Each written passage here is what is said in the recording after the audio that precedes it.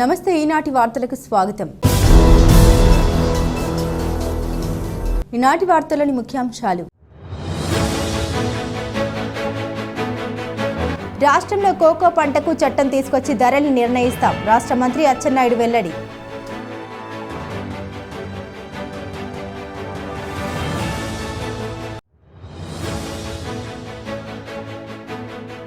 ప్రజలకు అన్ని రకాల మౌలిక సదుపాయాలు కల్పించడమే ప్రభుత్వ లక్ష్యం. పోలవరం ఎమ్మెల్యే చిరి బాలరాజు స్పష్టం.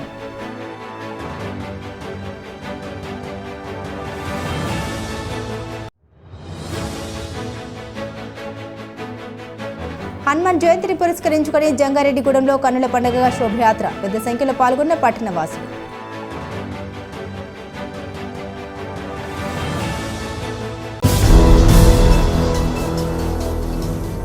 రాష్ట్రంలో కోకో పంటకు చట్టం తీసుకొచ్చి ధరలను నిర్ణయిస్తామని రాష్ట్ర వ్యవసాయ సహకార మార్కెటింగ్ పశుసంవర్ధక శాఖ మంత్రి కింజరపు అచ్చెన్నాయుడు తెలిపారు. ఏలూరు కలెక్టరేట్లో శుక్రవారం కోకో ధర నిర్ణయంపై రైతులు సంఘాల నాయకులతో కంపెనీ ప్రతినిధులతో ఏర్పాటు చేసిన సమావేశంలో రాష్ట్ర గృహ నిర్మాణ శాఖ మంత్రి కొలుసు పార్థసారథితో కలిసి మంత్రి అచ్చెన్నాయుడు పాల్గొన్నారు. ఈ సందర్భంగా మంత్రి అచ్చెన్నాయుడు మీడియాతో మాట్లాడారు. జిల్లాలో రైతుల వద్ద ఉన్న 1500 టన్నుల కోకో పంటను 1 కేజీ 450 రూపాయల చొప్పున కంపెనీలు కొనుగోలు చేస్తాయని, మరొక 50 రూపాయలు రాష్ట్ర ప్రభుత్వం వాటాగా ఇస్తుందని తెలిపారు. కూటమి ప్రభుత్వం రైతు ప్రభుత్వమని రాష్ట్రంలో రైతు ఆత్మహత్యలు జీరోకి తీసుకొస్తామన్నారు. ధరల స్థిరీకరణ నిధికి కూటమి ప్రభుత్వం 140 కోట్ల రూపాయలు కేటాయించిందని, దీనిలో 80 కోట్ల రూపాయలు ఖర్చు చేశామన్నారు. ఈ సమావేశంలో జిల్లా కలెక్టర్ కె విజయసెల్వి, ప్రభుత్వ బొలిశెట్టి శ్రీనివాస్, శాసనసభ్యులు సొంగ రోషన్ కుమార్, బడ్డెటి చంటి, చింతమనేని ప్రభాకర్, కామినేని శ్రీనివాస్ తదితరులు పాల్గొన్నారు. రైతుల్ని కంపెనీ వాళ్ళని వాళ్ళతోనే డైరెక్ట్గా ఇంటరాక్ట్ చేస్తాం. ప్రతి ఒక్కటి వినాలని చెప్పేసి వెస్ట్ గోదావరి నుంచి కూడా చాలా ఫార్మర్స్ రావడం జరిగింది. బయట హాల్లో గ్రీవెన్స్ హాల్లో వెయిట్ చేయాల్సిందిగా ప్రెస్ మీట్ కూడా గౌరవ మంత్రి గారు పెడతారు. దయచేసి విజయం తీసుకొని సహకరి.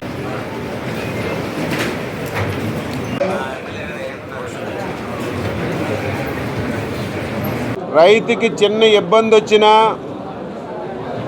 వెంటనే ఆ ఇబ్బందిని పరిష్కరించాలనేది ఎన్డీఏ ప్రభుత్వం ముఖ్యమంత్రి గారి యొక్క ప్రధానమైనటువంటి ఉద్దేశం అని చెప్పి సందర్భంగా తెలియజేస్తున్నాను. మేము అధికారంలోకి వచ్చిన తర్వాత మొదటి సంవత్సరం 10 మాసాల్లో 140 కోట్ల రూపాయలు ఇంటర్వెన్షన్ ఫండ్ పెట్టాం. అందులో 80 కోట్లు ఖర్చు పెట్టాం. ఈరోజు రాష్ట్రంలో 4-5 పంటలకి కొద్దిగా ధరల్లో ఇబ్బంది వచ్చింది. అలాగని చెప్పి ప్రభుత్వానికి సంబంధం లేదని ఎక్కడా ఊరుకోలేదు. వెస్ట్ గోదావరి ఏలూరు జిల్లాలో కోకో పండించినటువంటి రైతులకు ఇబ్బంది వచ్చింది. ఈరోజు రైతులు ఆందోళన చెందుతున్నారని ముఖ్యమంత్రి గారి ఆదేశాల మేరకు రైతుల దగ్గరికే వచ్చాం. ఏది దాపరికం లేదు.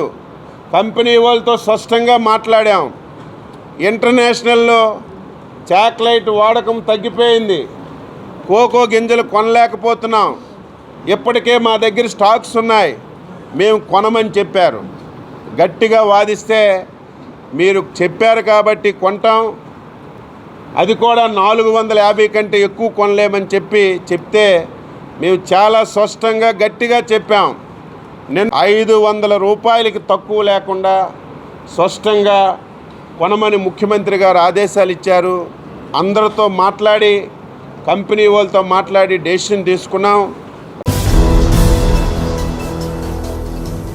ప్రజలకు అన్ని రకాల మౌలిక వసతులు కల్పించడమే కూటమి ప్రభుత్వ లక్ష్యమని పోలవరం శాసనసభ్యులు చిరి బాలరాజు పేర్కొన్నారు.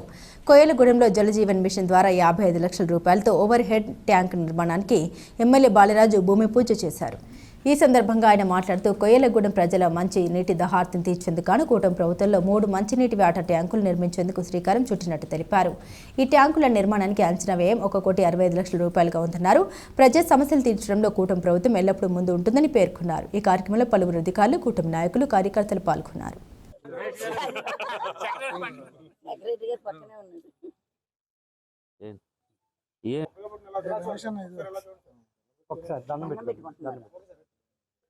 దిగ్విజయంగా పూర్తి అవ్వాలని దండం పెట్టుకుంటాను.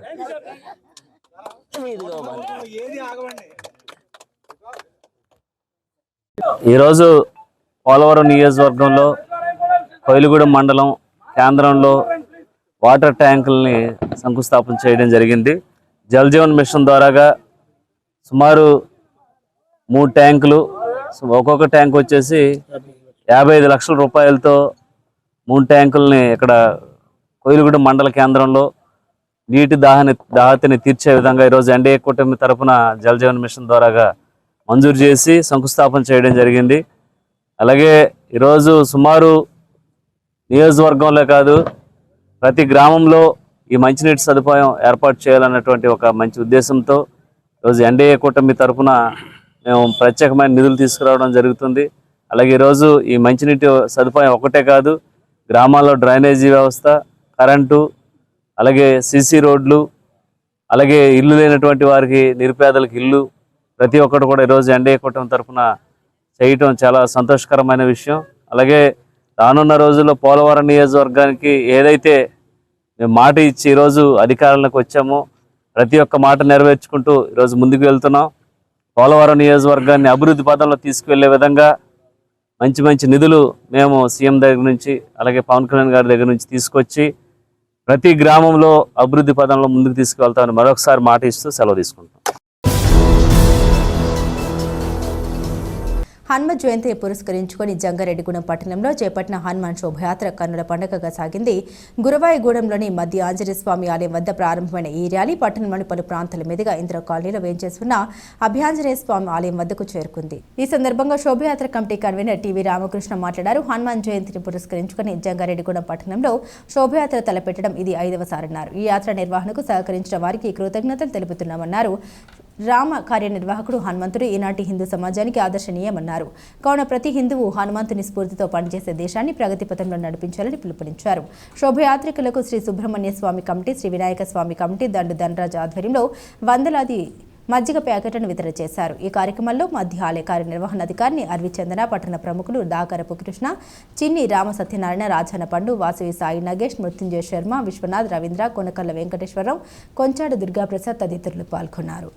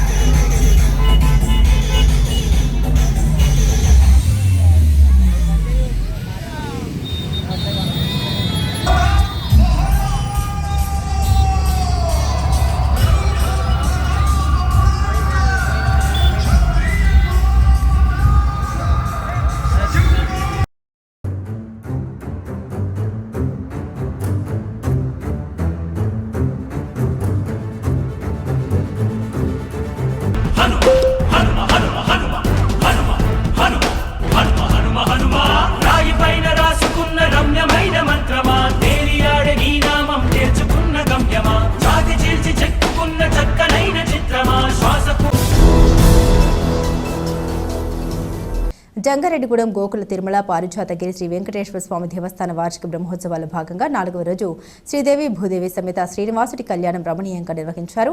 వైఖాన సాగమోక్తంగా ప్రధాన అర్చకుడు రవికుమారాచార్యులు ఆధ్వర్యంలో వేద పండితులు కళ్యాణ క్రతువు పూర్తి చేశారు. ఈ సందర్భంగా ప్రత్యేక పూజలు నిర్వహించారు. వేలాది మంది భక్తులు తరలివచ్చి తిలకించారు. యాగశాలలో నిత్య హోమం చేశారు. సాయంత్రం శ్రీదేవి భూదేవి సమేత శ్రీనివాసుడికి చంద్రప్రభ వాహన సేవ నిర్వహించారు. నాట్యాచారిణి రూపాదేవి శిష్య బృందం ప్రదర్శించిన నృత్య ప్రదర్శన ఆకట్టుకుంది. ఈ కార్యక్రమంలో ఆలయ అభివృద్ధి కమిటీ చైర్మన్ పేరుచర్ల జగపతిరాజు, సభ్యులు రెడ్డి రంగప్రసాద్, దండు ధనరాజు, వాసవి సాయి నగేష్ తదితరులు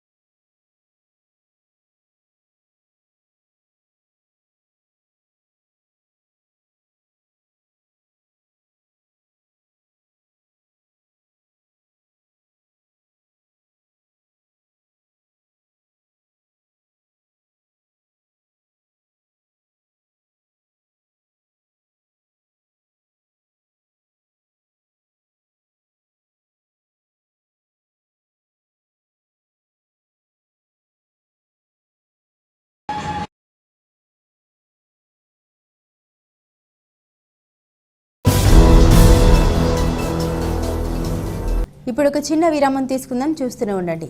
city Jewellers 916 golden diamonds diamond మరియు జ్యువెలరీ ప్రేమికులకు స్వాగతం పలుకుతూ ఉత్తమమైన డైమండ్ ఆభరణాలను పరిచయం చేస్తున్నాం. మా డైమండ్ ఆభరణాలన్నీ IGI మరియు GIA సర్టిఫికేట్ తోనే అమ్మబడును. మా వద్ద లభించే డైమండ్స్ అన్ని VVS క్వాలిటీ EF మరియు D కలర్ తో లభించును. డైమండ్ ఉంగరాలు, డైమండ్ లాకెట్స్, డైమండ్ చెవిపోగులు, డైమండ్ నెక్లెస్లు లేటెస్ట్ మోడల్స్ లో లభించును. డైమండ్ ఆభరణాలు ఆర్డర్ పై సర్టిఫికేట్ తో తయారు చేసి ఇవ్వగలం. 916 గోల్డ్ ఆభరణాలు HUID హాల్మార్క్ తో లభించును. హై క్వాలిటీ వెండి నగలు అమ్మబడును. అన్ని బంగారు నగలపై తరుగు మజూరీ తక్కువగా తీసుకొనబడును. మీ జాతకానికి సరిపడే నాణ్యమైన జాతిరాళ్లు లభించును. నైపుణ్యం గల పనివారిచే తయారు చేయబడిన నగలు లభించును. విచ్చేయండి Shetty Jewellers, main road, Ganganamma గుడి సెంటర్, జంగారెడ్డిగూడెం. Phone number 08821224217. తిరిగి మరల వార్తల్లోకి స్వాగతం. జిల్లాలో మాతా శిశు మరణాలు సంభవించకుండా కృషి చేయాలని, గత మరణాలను సమగ్రంగా విశ్లేషించి పూర్తి స్థాయిలో మరణాల నియంత్రణకు ప్రత్యేక ప్రణాళిక అమలు చేయాలని వైద్య ఆరోగ్య శాఖ అధికారులు, సిబ్బందిని జిల్లా కలెక్టర్ కె వెట్రిసెల్వి ఆదేశించారు. ఏలూరు జిల్లా కలెక్టరేట్లోని గౌతమి సమావేశ మందిరంలో వైద్య ఆరోగ్య శాఖ జిల్లా అధికారులతో కలిసి జిల్లాలో చోటు చేసుకున్న మాతా శిశు మరణాలపై కలెక్టర్ సమీక్షించారు. ఈ సందర్భంగా కలెక్టర్ మాట్లాడుతూ ఏ తల్లి జన్మనిస్తూ మరణించకూడదు, ఏ బిడ్డ జన్మిస్తూ మరణించకూడదనే లక్ష్యంతో పనిచేయాలన్నారు. అక్టోబర్ 2024 నుండి మార్చి 2025 వరకు చోటు చేసుకున్న 8 మాతృ మరణాలు, 7 శిశు మరణాలకు సంబంధించి నివేదికలు పరిశీలించారు. వీటిపై ప్రత్యేకంగా చర్చించి కారణాలు వెలికి తేలని ఆదేశించారు. తిరిగి ఇటువంటి మరణాలు సంభవించకుండా చర్యలు చేపట్టాలన్నారు. మహిళ గర్భం దాల్చినప్పటి నుండి ప్రసవం అయ్యే వరకు ప్రతి ఆశా ఆరోగ్య కార్యకర్త, హెల్త్ సూపర్వైజర్ నిరంతరం వారికి అందుబాటులో ఉంటూ ఎప్పటికప్పుడు ఆరోగ్య వివరాలు సేకరించాలన్నారు. ఈ సమావేశంలో DCHS doctor Paul Satish Kumar, DMHO doctor R Malini, NTR Aarogyasri జిల్లా coordinator doctor Raju, DIO doctor Nageswararao తదితరులు పాల్గొన్నారు.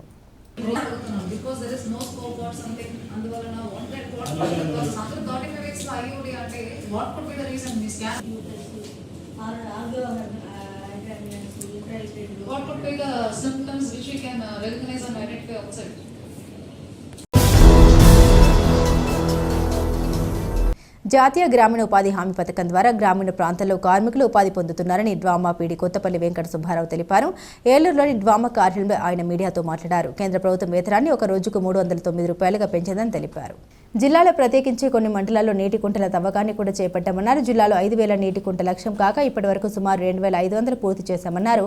ఈ ఉపాధి హామీ పథకాల పనుల్లో రోడ్లు, చెరువులు వంటి పనులను చేపట్టడంతో పాటు ఉద్యానవన పంటలు కూడా అనుసంధానం చేశామన్నారు. జిల్లాలో 1,20,00,000 పని దినాలు కల్పించే లక్ష్యంగా ముందుకు వెళ్తున్నామని వివరించారు.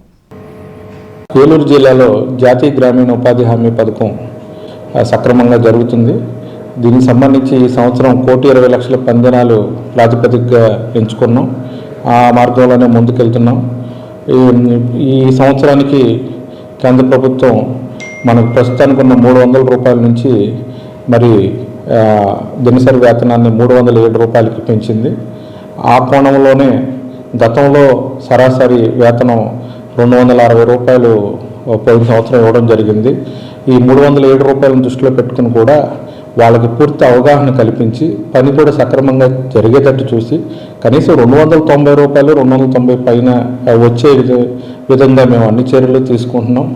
ఈ రకంగానే ఉపాధి హామీ అనేది ఒక ప్రధానమైన ఆసరాగా గ్రామీణ ఉపాధి హామీ శ్రామికుల్లో ఏర్పడిన ఈ నేపథ్యంలో ముఖ్యంగా ఈ వేసవకాలం అనేది మాకు ఎక్కువ ఉపాధి పనిదినాలు జరుగుతాయి కాబట్టి మరి వేగవంతంగా ఈ ఉపాధి పనిదినాలని ఈ కొద్ది నెలల్లో వర్షాకాలానికి ముందే ఎక్కువ పనిచేసే విధంగా, అలాగే గత సంవత్సరం కన్నా చాలా ఎక్కువ ప్రోత్సాహకరమైన రీతిలో మరి సరాసరి వేతనాన్ని 290 రూపాయలు ఆ పైన ఇచ్చే విధంగా చేస్తూ వాళ్ళ ఆర్థికంగా వాళ్ళు మెరుగవడానికి అన్ని చర్యలు కూడా తీసుకోవడం జరుగుతుంది. క్షేత్రస్థాయిలో ఎక్కువసారి పరిశీలనలో ఎక్కడైనా పొరపాట్లు ఏదైనా జరిగితే వెంటనే ఎంక్వైరీ చేసి తగు చర్యలు తీసుకోవటాన్ని కూడా బాగా వేగవంతం చేశాము. మరి దీనికి సంబంధించి ఉపాధి హామీని వివిధ పనులకు అనుసంధానం చేస్తున్నాము. గౌరవ కలెక్టర్ వారు కూడా గత సంవత్సరం దాదాపు 42 లక్షల మొక్కల కోసం నర్సరీలు పెంచడానికి దాదాపు 12 నుంచి 13 కోట్ల రూపాయలతో ఫారెస్ట్ డిపార్ట్మెంట్తో కూడా కన్వర్జెన్స్ ఏర్పాటు చేసుకుని వాళ్ళ ఆధ్వర్యంలో నర్సరీలు కూడా పెంపకం కూడా స్టార్ట్ అయింది.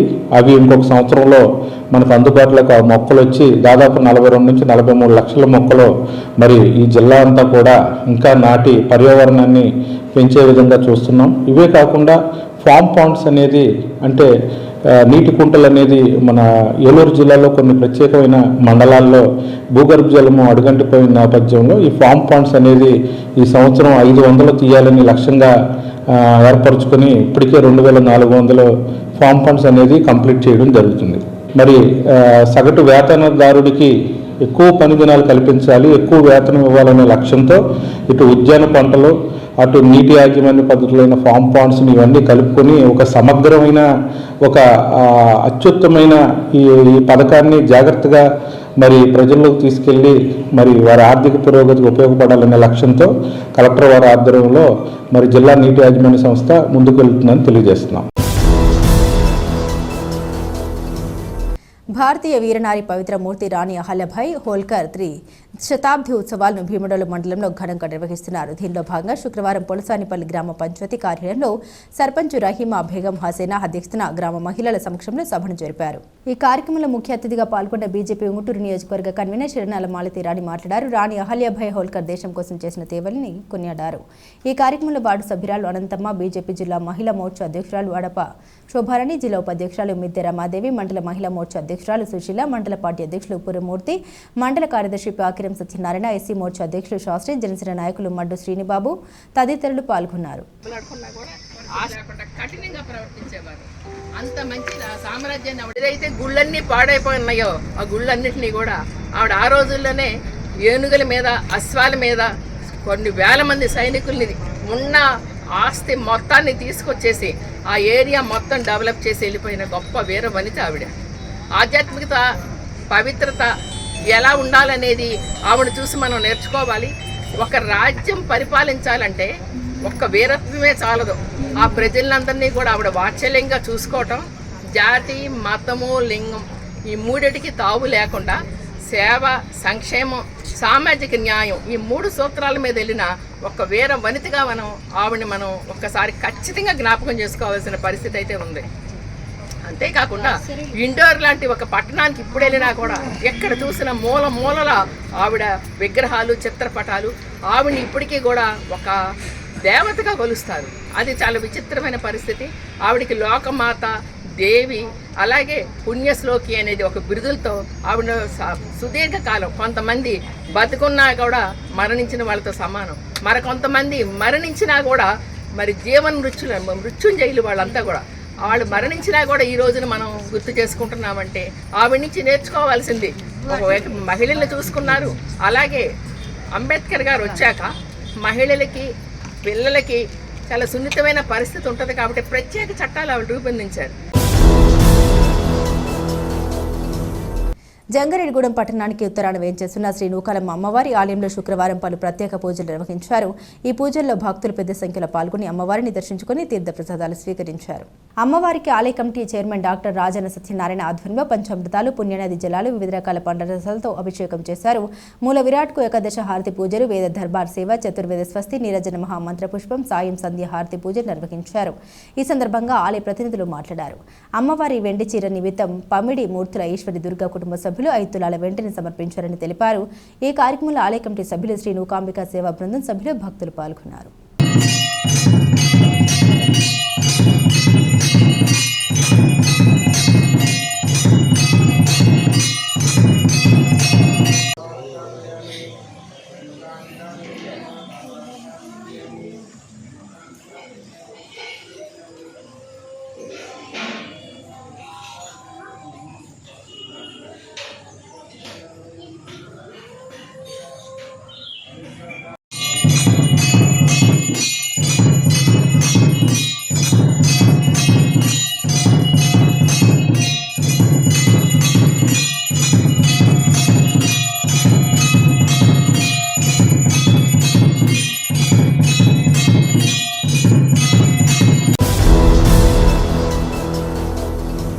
వార్తలు ముగించే ముందు ముఖ్యాంశాలు మరోసారి.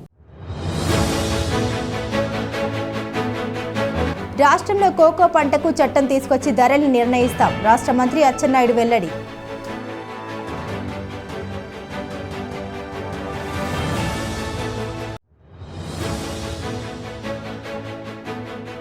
ప్రజలకు అన్ని రకాల మౌలిక సదుపాయాలు కల్పించడమే ప్రభుత్వ లక్ష్యం. పోలవరం ఎమ్మెల్యే చిరి బాలరాజు స్పష్టం.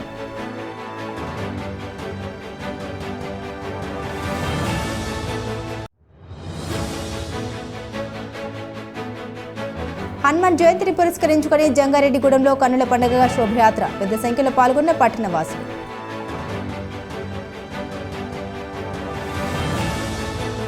ఈ వార్తలు ఇంతటితో సమాప్తం. నమస్కారం.